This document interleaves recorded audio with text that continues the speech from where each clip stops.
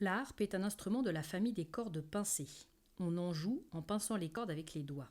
On utilise tous les doigts de chaque main, sauf l'auriculaire. Chaque corde correspond à une note. On utilise les 7 pédales pour régler la hauteur de la note. Pour pouvoir repérer les notes parmi les 47 cordes, les cordes de Fa sont colorées en bleu et les cordes de Do en rouge.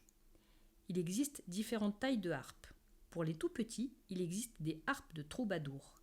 Elles sont de très petite taille et parfaitement adaptées aux plus jeunes, mais rarement utilisées. Ensuite, on utilise la harpe celtique. Posée sur pied, elle ne compte que 34 cordes et le mécanisme manuel décroché, plus simple pour les débutants, remplace les pédales. Les différentes harpes se travaillent toutes de la même façon. La manière de jouer est identique, mais chacune a un son particulier et elle permet d'interpréter des répertoires différents. Simple arc musical pendant l'Antiquité, la harpe a vu au fil des siècles son nombre de cordes augmenter, le système des crochets puis celui des pédales apparaître et sa forme se modifier. Elle est sans doute le plus ancien instrument à cordes.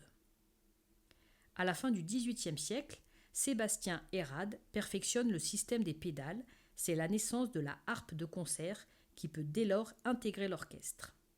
La harpe colore la partition d'orchestre. De nombreux compositeurs de l'époque romantique, tels que Berlioz, Wagner ou encore Tchaïkovski, lui confient des parties importantes dans les orchestres symphoniques. Les compositeurs du XXe siècle lui ont accordé une place de plus en plus importante et elle devient réellement un instrument soliste.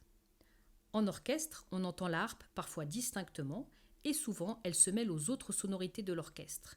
J'aime beaucoup l'atmosphère féerique et harmonieuse qu'elle peut créer.